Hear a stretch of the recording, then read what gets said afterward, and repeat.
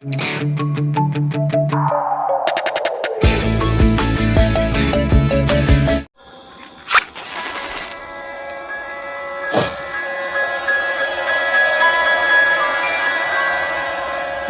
Railway station पर guard की नौकरी करता था। उसकी शिफ्ट हाल ही में रात की हो गई थी और उसका ट्रांसफर एक ऐसे रेलवे स्टेशन पर कर दिया गया था जो काफी सुनसान और वीरान था। वहां से ज्यादा गाड़ियां नहीं गुजरती थी और प्लेटफॉर्म भी अक्सर सुनसान ही रहता था। उस स्टेशन पर ज्यादा पैसेंजर भी वेट नहीं करते थे। शहर की आबादी भी कम थी। रमेश इस बात से काफी नाराज था कि उसका ट्रांसफर ऐसी वीरान जगह पर कर दिया गया। एक रात रमेश खुद से ही बड़बड़ाता हुआ चला जा रहा था। क्या मुसीबत है, अच्छी खासी घर के पास नौकरी चल रही थी, बेकार ही सुनसान जगह पर ट्रांसफर हो गया। 1 महीना देखता हूँ, फिर बात कर लूंगा ट्रांसफर की। उसका यहाँ नौकरी करने का बिल्कुल भी मन नहीं था। हाथ में लालटेन लिए और दूसरे हाथ में एक डंडा पकड़े हुए वो प्लेटफॉर्म के चक्कर लगा रहा था। बीच बीच में सीटी भी बजा देता। एक रात की बात है। उस रात प्लेटफॉर्म पर उसके अलावा और कोई नहीं था। रात के 2 बज रहे थे। रमेश ने देखा कि एक आदमी बेंच पर बैठा हुआ था। ठंड का मौसम था और वो आदमी ठंड से कांप रहा था। रमेश उसके सामने जाकर खड़ा हो गया और उससे पूछताछ करने लगा। कौन हो भाई? उसने देखा कि आदमी को ठंड लग रही है। वो आदमी कुछ बोल नहीं रहा था। उस आदमी ने कुछ नहीं कहा। अरे कुछ बताओ भी, कौन हो? आदमी बस ठंड से कांपे जा रहा था। उसने उसे अपने बैग से एक शॉल निकालकर दे दिया। आदमी जैसे ही रमेश की तरफ मुड़ा, रमेश डर गया। उस आदमी का चेहरा ही गायब था। रमेश वहां से भागकर वेटिंग रूम में आ गया। उसने जो देखा था उसे अपनी आंखों पर यकीन नहीं हुआ। वो फिर से कुछ देर बाद उसी जगह पर चेक करने गया तो उसने देखा कि वहां कोई भी नहीं था, बस उसका शॉल गिरा हुआ है। उसने वो शॉल उठाया और सुबह घर लौट गया। वो इस हादसे को एक बुरे सपने की तरह भूल गया। इतनी सुनसान जगह और इतनी गहरी रात, बुरा सपना ही होगा। रमेश, तू तो इस वीराने में अपना मानसिक संतुलन ही ना खो दे। उसने सोचा कि उसे नींद आ रही थी और उसने नींद में सपना देखा। अगली रात वो फिर से ड्यूटी दे रहा था। प्लेटफॉर्म के चक्कर लगा रहा था। रमेश टहलता हुआ थक गया तो एक बेंच पर बैठ गया। उसने घड़ी देखी तो 2 बज रहे थे। कुछ ही देर बाद उसके पीछे से किसी के चलने की आवाज आई।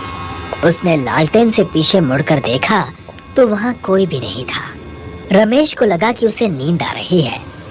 उसने चारों तरफ देखा और आंखें बंद कर ली। फिर वहीं कुछ देर बैठे बैठे उसकी आंख लगने लगी। तभी एक हाथ उसके कंधे पर आया और उसे जगाने लगा। पहले तो उसने ध्यान नहीं दिया, लेकिन फिर से ऐसा हुआ तो वो चौंक कर उठ गया। उसने चारों तरफ देखा तो वहां कोई भी नहीं था। रमेश को लगा कि उसने फिर से कोई बुरा सपना देखा है। रमेश ये सब सोच ही रहा था कि उसे पायल की आवाज आई। उसने चारों तरफ देखा तो उसे एक लड़की जाती हुई दिखी। रमेश उस लड़की को आवाज देकर रोकने लगा। रुको! अरे रुको! सुनो! रुको! वो जैसे ही उस लड़की के पास गया तो वो लड़की गायब हो गई थी। रमेश इस बार घबरा गया था। उसके माथे का पसीना साफ साफ बता रहा था कि वो बुरी तरह से डर गया है। रमेश ने ये बात फिर से किसी को नहीं बताई, लेकिन अब उसे प्लेटफॉर्म पर ड्यूटी करने से डर लग रहा था। अगली रात रमेश एक ही जगह खड़ा रहा। उसने स्टेशन का कोई चक्कर नहीं लगाया। कुछ देर बाद रमेश के पास एक आदमी आकर खड़ा हो गया और ट्रेन के बारे में जानकारी लेने लगा। रमेश को लगा कि कुछ गड़बड़ है। रमेश दूसरी तरफ देखने लगा और उस आदमी को नजरअंदाज करने लगा। उस आदमी ने फिर से रमेश से पूछा। इस बार रमेश को लगा कि ये कोई इंसान ही है। रमेश उस आदमी को ट्रेन के बारे में बताने लगा। तभी घड़ी में 2 बज गए। पूरा प्लेटफॉर्म घड़ी की आवाज से गूंज रहा था। रमेश ने घड़ी की तरफ देखा तो वो थोड़ा सा घबरा गया। उसके सामने खड़े आदमी ने उसके कंधे पर हाथ रखकर उसे जगाया तो वो होश में आ गया। रमेश ने देखा कि सामने खड़ा आदमी उसे धुंधला दिखाई दे रहा है। उसने अपनी आंखें मली, उसे फिर भी वो आदमी धुंधला ही दिखाई दे रहा था। रमेश ने उस आदमी को बुलाने की कोशिश की तो वो भागने लगा। रमेश भी उसके पीछे भागने लगा और वो आदमी अचानक से पटरी की तरफ भागने लगा और गायब हो गया। रमेश अपना बैलेंस नहीं बना पाया और पटरी पर गिर गया। उसने ट्रेन की आवाज सुनी और घबरा गया। उसे सब धुंधला दिखाई दे रहा था। वो डर से चिल्लाने लगा। तभी रेलवे स्टेशन मास्टर प्रसाद भागा हुआ आया और उसने रमेश को पटरी से बाहर निकाला। रमेश कुछ देर तक बेहोश रहा। रेलवे मास्टर प्रसाद ने रमेश के ऊपर पानी छिड़का तो वो उठकर चिल्लाने लगा।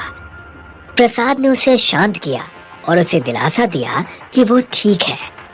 रमेश को कुछ भी समझ नहीं आ रहा था कि उसके साथ ये कैसे हादसे हो रहे हैं।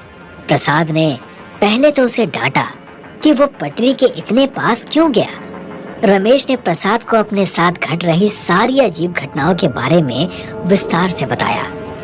प्रसाद तुरंत ही समझ गया। उसने कहा, इस इलाके में कई छलावे रहते हैं।